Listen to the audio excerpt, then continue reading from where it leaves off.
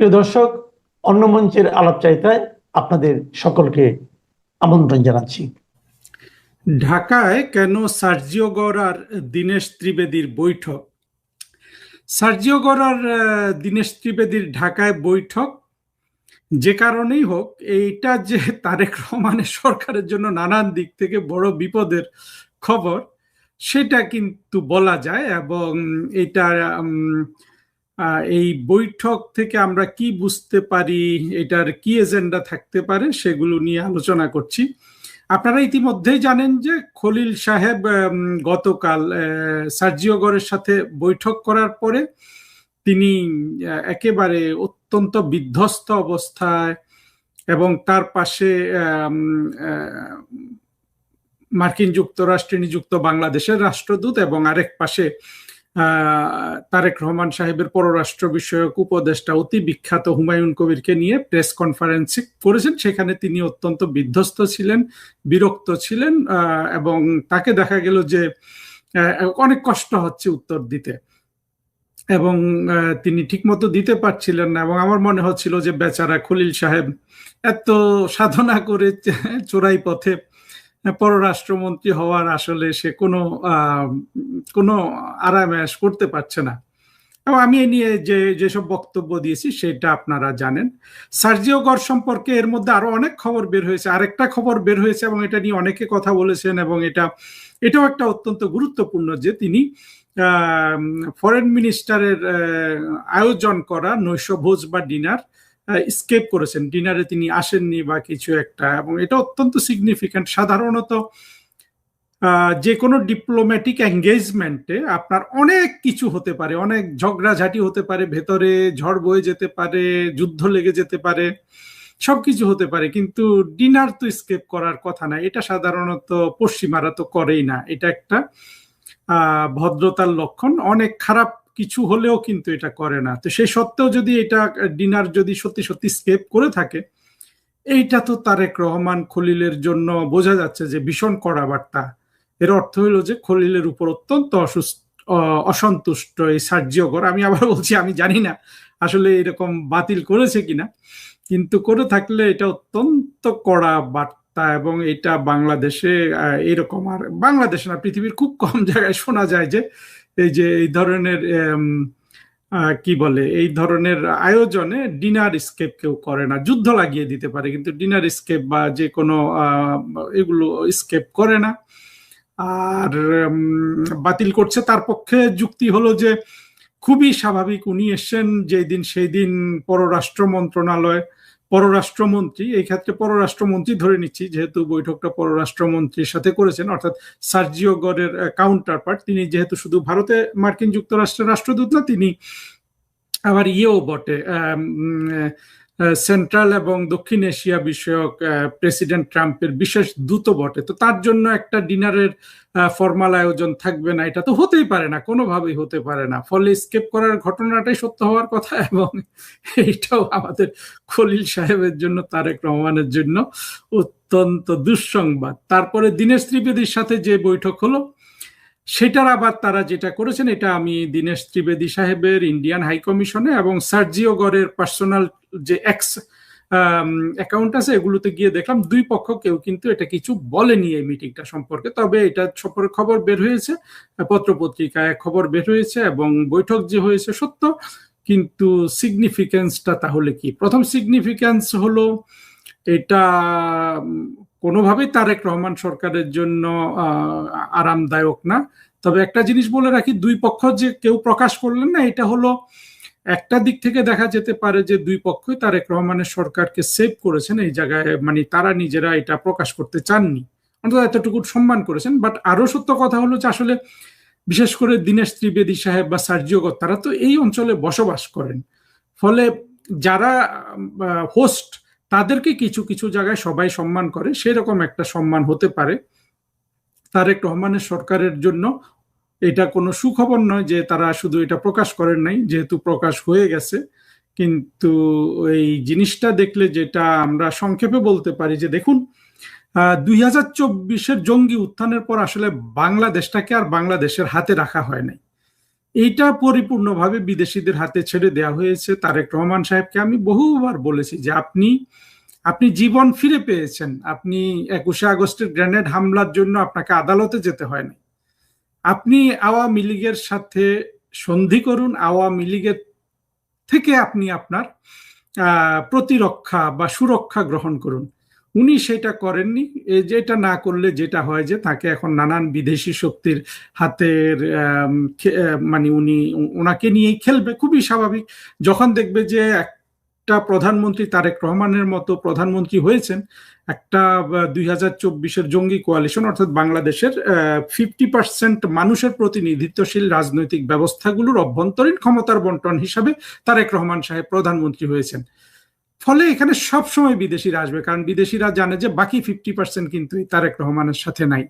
সেটাই কিন্তু এখন দেখা যাচ্ছে। এবং স্বয়ংক্রিয়ভাবে এইটাও আপনি বুঝতে পারেন যে বাংলাদেশের স্বাধীনতা বিরোধী জঙ্গিরা যেই অপবাদটা শেখ হাসিনার বিরুদ্ধে দিত, দেশ বিক্রি বলে, এবং সাধারণ মানুষ যেভাবে এই বিভ্রান্তির ফাঁদে পড়েছিল, তাদের উপর এটা একটা আল্লাহর গজব হিসাবে আমি দেখি ব্যক্তিগতভাবে। সবসময় বলছি যে এইটা বাংলাদেশের মানুষ, তারা যেহেতু অন্যায় করেছে, প্রধানমন্ত্রী শেখ হাসিনার মতো একটা দেশদরদী প্রধানমন্ত্রীর সাথে বেয়াদবি করেছে, তাকে অসম্মান করেছে, সেইটার গজব হিসাবে কিন্তু নিষ্ঠুরতা করেছে। সবচেয়ে বড় কথা হলো নিষ্ঠুরতা করেছে। শেখ হাসিনা তো তার জীবন, তার যৌবন, তার একেবারে অল্প বয়সে তো তিনি 81 সালে শেখ হাসিনার বয়স কত? 81 সালে শেখ হাসিনার বয়স, উনি যদি 47 সালে জন্ম হয় তাহলে দেখুন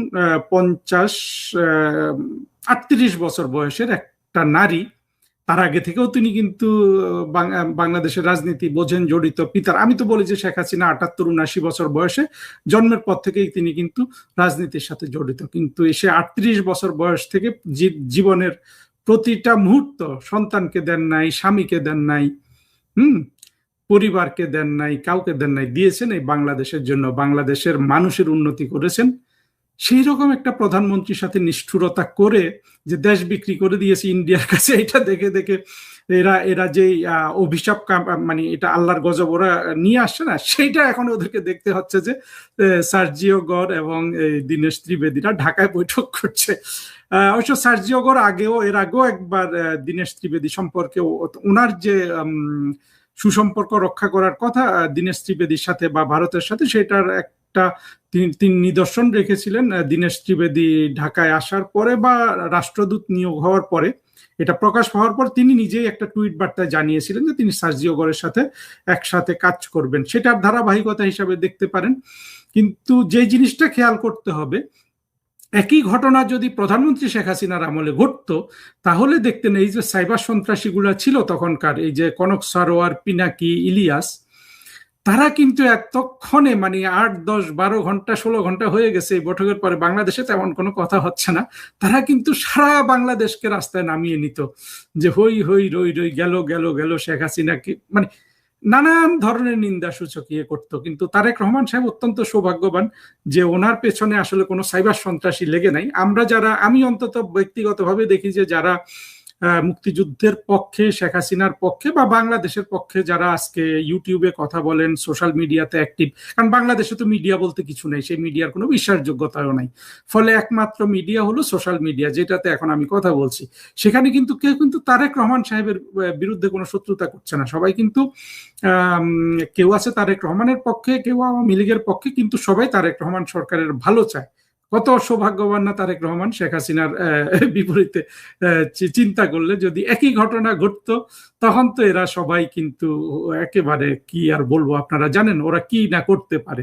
এখন কিন্তু তারেক রহমান সরকারকে সবাই একমাত্র ওই পিনাকি ছাড়া কেউ কিন্তু তারেক রহমানের সরকারের বিরুদ্ধে কেউ কিছু বলে না। আসলে সবাই তারেক রহমানের ভালো চায়। আশা করি তারেক রহমান সাহেব সেটা বুঝতে পারবেন।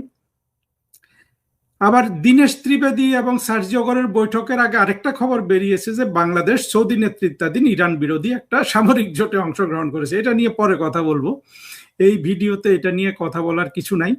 কিন্তু আমি ওই জিনিসটাই দেখতে চাই যে দীনেশ ত্রিবেদী আর সার্জিও গরের বৈঠকে তো তারা প্রকাশও করেনি, ফলে বৈঠকে কি আলোচনা হয়েছে সেটা জানা যায় না। তবে এটা অত্যন্ত স্পষ্ট যে যেটা সবাই বলছেন যে মার্কিন যুক্তরাষ্ট্র আহ, অবশ্যই অত্যন্ত ব্যথিত তারেক রহমানের উপর, কারণ তারেক রহমানের চীনের সাথে তার যেসব প্রতিশ্রুতি বা চীন যেভাবে এগিয়ে এসে ইকোনমিক ফিল্ডে তারেক রহমানকে এগিয়ে এসে বলা যাবে না, মানে এগিয়ে আসার সুযোগ আছে, সেটা তারেক রহমানের জন্য তো একেবারে অত্যন্ত দরকার। মানে ব্লাড লাইন ওনার ওনার সরকারের মানে 2, 4, 6 মাস 1 বছর বেঁচে থাকার জন্য আসলে কোনো বিদেশি দেশের বা প্রতিষ্ঠানের আর্থিক সহায়তা দরকার। এই যে এত বড় একটা বাজেট ওনারা দিলেন, আসলে হয় কি রাষ্ট্র চালাতে আসলে আমি কি বলবো যে মানে যোগ্যতা অভিজ্ঞতা ছাড়া শুধু চমকের জোরে বা এইভাবে চলে এসে তো তারা বাজেটটাও আসলে ভুল করে দিয়েছেন কারণ আসলে মানুষের কাছে তো ভাবমূর্তি রক্ষা করা দরকার, সেই চেষ্টা কোনো উপায় তো নাই। কিন্তু দেখা গেছে যে ওই টাকার জন্য ওই বাজেট রক্ষা করার জন্য চীনকে দরকার বা কোনো বিদেশিকে দরকার। আবার একইভাবে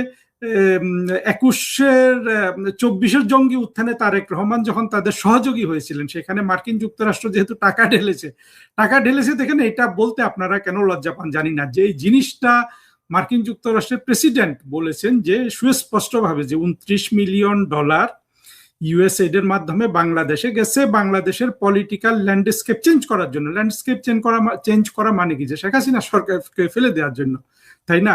তখন তারেক রহমান যখন ওই কোয়ালিশনের অংশ ছিলেন, তিনি প্রতিশ্রুতি দিয়েছেন না, তারে মানে বাই ডিফল্ট দিয়েছেন, মুখে মুখে না দিলেও মার্কিন যুক্তরাষ্ট্র যা বলবে তাই করবে। সেই ধারাবাহিকতা ইউনুস কিন্তু মার্কিন যুক্তরাষ্ট্রের লোক, খলিল মার্কিন যুক্তরাষ্ট্রের লোক, তারা কিন্তু সব করছেন ওইভাবে।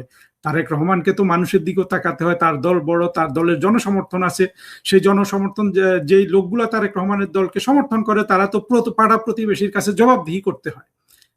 সম্ভব এটা তো ইউনুসের কোনো বাধ্যবাধকতা ছিল না। ইউনুস তো বাংলাদেশের শিশুদের মেরে হাম হাম হাম তুলে দিয়ে শিশুদের উপর জাপানি গিয়ে জাপানি শিশুদের সাথে মোলাকাত করে, ওইখানে খুনসুটি করে, আবার আমরা দেখলাম যে সে তাদের সাথে হ্যান্ডশেকও করে। তারেক রহমান সাহেব তো এটা পারবেন না। তার জনগণের কাছে মানে 50% তার যে মানে অভ্যন্তরীণ যে ক্ষমতার বন্টনের যে জনগণ, তাদের তো 30-40% আবার তারেক রহমানের সমর্থক, অন্তত তাদের কাছে তো তাকে জবাবদিহি করতে হয়। আর তাছাড়া আমরা অনেক আওয়ামী লীগের সমর্থকরা তো তারেক রহমানকে সমর্থন দিয়ে গেছিলাম ওই ইলেকশনে। আমি যদিও দেইনি ব্যক্তিগতভাবে, ওই ইলেকশনে আমার কোনোই আগ্রহ ছিল না, কিন্তু বাংলাদেশে যারা বসবাস করে সেসব আওয়ামী লীগার বিশেষ করে সংখ্যালঘু হিন্দু সম্প্রদায়, তারা সবাই তারেক রহমান চেয়েছিল যে অন্তত তারেক রহমান সরকারে আসুক, সেভাবে তিনি এসেছেন। এখন তো তার সমূহ বিপদ, এবং তিনি যে চীনের দিকে ঝুঁকলেও বিপদ, আবার মার্কিন যুক্তরাষ্ট্রের দিকে তিনি পুরোপুরি ঝুঁকতে পারছেন না, টাকা দিতে পারে না মার্কিন যুক্তরাষ্ট্র। মার্কিন যুক্তরাষ্ট্রের স্বাদ আছে, সাধ্য নাই। চীনের স্বাদের চেয়ে সাধ্য বেশি। মহা সমস্যা কিন্তু তারেক রহমানের। এবং তারেক রহমানের সরকারের যারা আসলে উপদেষ্টা বলবো, বা যারা তাকে পররাষ্ট্রনীতিতে কিছু বুদ্ধি দিতে পারেন, তারা কিন্তু বলছে যে আপনি সোজা গিয়ে চীনের কোলে বসে পড়েন, আর এইদিক সেদিক কিচ্ছু ভাববেন না। ভাবলে কি হবে, আপনি বিপদে পড়বেন, মহা বিপদে পড়বেন, আপনার সরকার আর টিকতে পারবে না। বলুন তো, এরকম উপদেশ যদি পায় তাহলে তারেক রহমানের মাথা ঠিক থাকে? ঠিক সেই অবস্থাটা হয়েছে, এবং সেটা ভবিষ্যতে আরো দেখা যাবে। আর তারেক রহমান সাহেব এগুলো ফেস করতে হলে তাকে আসলে অতি দ্রুত আওয়ামী লীগের সাথে সন্ধি স্থাপন করা উচিত, নতুবা যেটা ঘটবে, বাংলাদেশ প্রধানমন্ত্রী শেখ হাসিনা এবং আওয়ামী লীগের হাতে চলে যাবে। এবং তারেক রহমান সাহেব কিন্তু তার যেভাবে তিনি একটা কোরামিন ইনজেকশন পেয়েছিলেন লাইফটাকে বাঁচানোর জন্য 21শে আগস্টের গ্রেনেড হামলা থেকে, তার কপালে কিন্তু আর দ্বিতীয় কোরামিন ইনজেকশন জুটবে না। বন্ধুরা, আমি জানেন আমি এই চ্যানেলে কোনো গুজবের নিয়ে কথা বলি না, এবং 2024-এর জঙ্গিরা ধ্বংস, ঘৃণা এগুলো নিয়ে দেশটা দখল করেছে। আমাদের উদ্দেশ্য হলো যে ধ্বংসের পরিবর্তে সৃষ্টি, ঘৃণার পরিবর্তে প্রেম, ভালোবাসা, প্রীতি, অসাম্প্রদায়িকতা এগুলো আনয়ন করা। এবং আমি ব্যক্তিগতভাবে প্রধানমন্ত্রী শেখ হাসিনার সমর্থক, এবং তিনি বাংলাদেশ বাঁচাতে পারবেন, আর কেউ বাঁচাতে পারবেন না, এটা আমি দৃঢ়ভাবে বিশ্বাস করি। কিন্তু একই সাথে আমি বিএনপি এবং তারেক রহমানের ওয়েল উইশার, সেটা আশা করি বিএনপির বন্ধুরা যারা আমার বক্তব্য দেখেন তারা বুঝতে পারেন, এবং কোনোভাবেই বিএনপির বিরুদ্ধে বিশেষ করে প্রধানমন্ত্রী তারেক রহমানের বিরুদ্ধে কোনো ধরনের অপপ্রচার করা বা গুজবের উপর ভিত্তি করে কোনো কিছু বলা, এই ইউটিউব চ্যানেল কখনোই করবে না। কাজে আমি সবার কাছে সাহায্য চাই, আপনারা চ্যানেলটি সাবস্ক্রাইব করবেন এবং ভিডিওগুলো প্রচার করে সাথে থাকবেন। বাংলাদেশের সামনের দিনগুলো যাতে সুন্দর হতে পারে, আমরা যাতে একটা ঘৃণার যে 2টা বছর গেল সেখান থেকে এসে আমরা যাতে আবার নতুন করে আবার সৃষ্টির পথে যেতে পারি। আমাদের তো অনেক ক্ষতি হয়ে গেছে, জানেন যে শেখ হাসিনা থাকার সময় যে টাকা ছিল 100 টাকা, অর্থাৎ যে টাকাটা ছিল 100, এখন সেটা হয়ে গেছে 140 টাকা। এই যে মানুষের যে এত ক্ষতি হলো, অর্থনীতি, রাজনৈতিক বাদ দেন, মুক্তিযুদ্ধের বাদ দেন, সেটা থেকে তো আসলে আমাদেরকে টেনে তুলতে হবে। আমরা 18 কোটি মানুষের একটা দেশ, আমাদের কত ধরনের আপনার চ্যালেঞ্জ, সেখানে তো আমরা বেশি দিন ভুল করতে পারি না। সেই জন্য আসলে বাংলাদেশের মানুষকেও বুঝতে হবে, এবং আমি নানান দিক থেকে খবর পাচ্ছি যে মানুষ কিন্তু অত্যন্ত বুঝতে পারছেন, এবং দেশ যে আর তাদের হাতে নাই এটা কিন্তু মানুষ সবাই এখন হাড়ে হাড়ে টের পাচ্ছে। বাংলাদেশের পররাষ্ট্রমন্ত্রী খলিলুর রহমান সংবাদ সম্মেলনে দাবি করেছিলেন, বাংলাদেশের আঞ্চলিক সম্পর্ক, বিশেষ করে চীন ও ভারতের সঙ্গে ঢাকার সম্পর্ক নিয়ে বাংলাদেশের সফররত মার্কিন প্রেসিডেন্ট ডোনাল্ড ট্রাম্পের বিশেষ দূত সার্জিও গোরের কোনো উদ্বেগ নেই। এমনকি খলিলুর রহমান দাবি করেছিলেন, ভারত ও চীন ইস্যুতে কিংবা চীনের চাওয়া অর্থনৈতিক করিডোর নিয়ে সার্জিও গোরের সাথে পররাষ্ট্রমন্ত্রীর একান্ত বৈঠকে কোনো আলোচনাই হয়নি। কিন্তু তার সে দাবির 12 ঘন্টার মধ্যে সার্জিও গোরের সাথে হোটেলে গিয়ে বৈঠক করলেন বাংলাদেশে নিযুক্ত ভারতীয় হাইকমিশনার দীনেশ ত্রিবেদী, যিনি সার্জিও গোর বাংলাদেশে আসার একদিন আগেই পররাষ্ট্রমন্ত্রী খলিলুর রহমানের সাথে বৈঠক করেছিলেন। ওই বৈঠক শেষে খলিলুর রহমান বলেছিলেন, রিসেট বাটন টিপে ভারতের সাথে নতুন করে সম্পর্ক স্থাপনে ঐকমত্য হয়েছে। কূটনৈতিক মহলে সার্জিও গোর এবং দীনেশ ত্রিবেদীর বৈঠকের খবরটি নিয়ে বেশ আলোচনা হচ্ছে।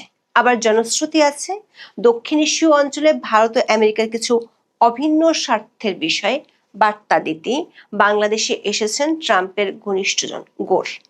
আবার 1 আগস্ট শনিবার সার্জিও গোরের সাথে বাংলাদেশের প্রধানমন্ত্রী তারেক রহমানের বৈঠক হওয়ার কথা রয়েছে। ওই বৈঠকের আগে গোরের সাথে ত্রিবেদীর বৈঠকটির বেশ আলাদা তাৎপর্য আছে বলে মনে করছেন কূটনৈতিক বিশ্লেষকেরা। সার্জিও গোরের সফরসূচি নিয়ে আনুষ্ঠানিকভাবে মার্কিন প্রশাসনের দপ্তর থেকে কিছু না জানানো হলেও একাধিক সূত্রে নিশ্চিত হওয়া গেছে, 30শে জুলাই রাতে গোর বাংলাদেশের কয়েকটি রাজনৈতিক দলের নেতাদের সাথে বৈঠক করেছেন, যার মধ্যে কার্যক্রম নিষিদ্ধ থাকা আওয়ামী লীগের একজন নেতাও আছেন। প্রশ্ন হলো, পররাষ্ট্রমন্ত্রী খলিলুর রহমান যেখানে সংবাদ সম্মেলনে দাবি করেছেন ভারত চীন করিডোর, অন্তর্ভুক্তিমূলক রাজনীতি কিংবা আওয়ামী লীগ নিয়ে মার্কিনীদের কোনো মাথা ব্যথা নেই, সেখানে ট্রাম্পের বিশেষ দূত পর্দার আড়ালে এতগুলো বৈঠক করছেন। 2025 সালের আগস্টের শেষে সার্জিও গোরকে ভারতের যুক্তরাষ্ট্র মিশনের দায়িত্বে পাঠানোর ঘোষণা দেওয়ার সময় তাকে ঘনিষ্ঠ বন্ধু হিসেবে উল্লেখ করেছিলেন মার্কিন প্রেসিডেন্ট ডোনাল্ড ট্রাম্প। ডোনাল্ড ট্রাম্পের লেখা বই প্রকাশের পাশাপাশি তার 2024 সালের নির্বাচনী প্রচারে কোটি কোটি ডলার তুলেছিলেন সার্জিও গোর। ওয়াশিংটনে ট্রাম্পের দ্বিতীয় মেয়াদে অনুগত কর্মকর্তাদের নিয়োগেও তার গুরুত্বপূর্ণ ভূমিকা ছিল বলে মনে করা হয়। মার্কিন ধনকুবের সার্জিও গোর ভারতের যুক্তরাষ্ট্রের রাষ্ট্রদূত হিসেবে দায়িত্ব পালন করছেন। সেই সঙ্গে তাকে দক্ষিণ ও মধ্য এশিয়া বিষয়ক বিশেষ দূতের দায়িত্ব দেন ট্রাম্প। গত জানুয়ারিতে নয়াদিল্লিতে যুক্তরাষ্ট্রের রাষ্ট্রদূতের দায়িত্ব নেওয়ার পর এই প্রথম বাংলাদেশ সফরে এসেছেন তিনি। 30শে জুলাই বাংলাদেশ সফরের প্রথম দিনে সরকারি পর্যায়ে একটি আলোচনা চূড়ান্ত ছিল। সেটি হলো, তিনি বাংলাদেশের পররাষ্ট্রমন্ত্রী ও প্রতিমন্ত্রীর সাথে বৈঠক করেছেন। কূটনৈতিক সূত্রে জানা গেছে, পররাষ্ট্রমন্ত্রী ও মার্কিন দূত প্রতিনিধিদের নিয়ে প্রায় 1 ঘন্টা আলোচনা করেন। সেখানে দুই পক্ষ ঢাকা ও ওয়াশিংটনের কৌশলগত অংশীদারিত্ব সহ সম্পর্কের সামগ্রিক বিষয় সহ আঞ্চলিক নিরাপত্তা ও বৈশ্বিক সহযোগিতার বিষয়ে মতবিনিময় করেন। এই বৈঠক নিয়ে সার্জিও গোর কিংবা মার্কিন দূতাবাসের পক্ষ থেকে আনুষ্ঠানিক কোনো ব্রিফিং করা হয়নি। তবে গোর তার এক্স হ্যান্ডেলে দেয়া এক সংক্ষিপ্ত বার্তায় লিখেছেন, অনেক ইতিবাচক অগ্রগতি হয়েছে। এরপর 30শে জুলাই রাত 8:30টার পর বাংলাদেশের পররাষ্ট্রমন্ত্রী খলিলুর রহমান পররাষ্ট্র মন্ত্রণালয়ের সাংবাদিকদের সাথে বৈঠকে এ বিষয়ে কথা বলেন। মূলত বৈঠকে সাংবাদিকদের প্রশ্নের জবাব দেন পররাষ্ট্রমন্ত্রী। সাংবাদিকরা বৈঠকে ভারত ও চীন এবং চীনের প্রস্তাবিত চীন মিয়ানমার বাংলাদেশ অর্থনৈতিক করিডোর নিয়ে কোনো আলোচনা হয়েছে কিনা জানতে চান। সাংবাদিকরা জানতে চান বাংলাদেশে অন্তর্ভুক্তিমূলক রাজনীতি বা আওয়ামী লীগ নিষিদ্ধের বিষয়টি নিয়ে কোনো আলোচনা হয়েছে কিনা। সাংবাদিকদের বেশিরভাগ প্রশ্ন শেষ করার আগেই পররাষ্ট্রমন্ত্রীর জবাব ছিল একই রকম, সেটি হলো না। করিডোর প্রসঙ্গ তোলার সাথে সাথে কিছুটা চটেও যান পররাষ্ট্রমন্ত্রী। সারা বিশ্বে যেখানে ওপেন সিক্রেট বিষয় হলো মার্কিন প্রশাসন যে কোনো মূল্যে চীনের প্রভাব কমাতে চায়, সেখানে বাংলাদেশের প্রধানমন্ত্রী তারেক রহমানের চীন সফর শেষ হওয়ার মাত্র 33 দিনের মধ্যে ট্রাম্পের বিশেষ দূত ঢাকায় এসেছেন। সে সফরে স্বাভাবিকভাবেই ধরে নেওয়া হচ্ছিল মার্কিন বিশেষ দূত চীনের সাথে বাংলাদেশের সম্পর্ক কতটুকু এগিয়েছে তা জানতে চাইবেন। সেখানে চীন প্রসঙ্গে পররাষ্ট্রমন্ত্রী দাবি করেছেন চীন নিয়ে মার্কিনীদের উদ্বেগ নেই। একইভাবে নানা মহলে আলোচনা হচ্ছিল তিস্তা প্রকল্প থেকে শুরু অনেক কিছুতেই চীন ঘেঁষা হয়ে পড়ায় বাংলাদেশ নিয়ে ভারতের উদ্বেগ আছে। আবার 24-এর 5ই আগস্ট থেকে ভারতের সাথে সম্পর্ক যে তলানিতে গিয়ে ঠেকেছে সেটির উন্নতিরও খুব বেশি লক্ষণ দেখা দিচ্ছে। এমন পরিস্থিতিতে ইন্দো প্যাসিফিক অঞ্চলে মার্কিনীদের 1 নম্বর মিত্র ভারত নিয়েও এই বৈঠকে আলোচনা হতে পারে এমন একটা ধারণা কূটনৈতিক ও রাজনৈতিক মহলে ছিল। তবে পররাষ্ট্রমন্ত্রী ইন্দো প্যাসিফিক থেকে শুরু করে ভারত নিয়ে সার্জিও গোরের সাথে কোনো আলোচনা হয়নি বলে সংবাদ সম্মেলনে দাবি করেছেন।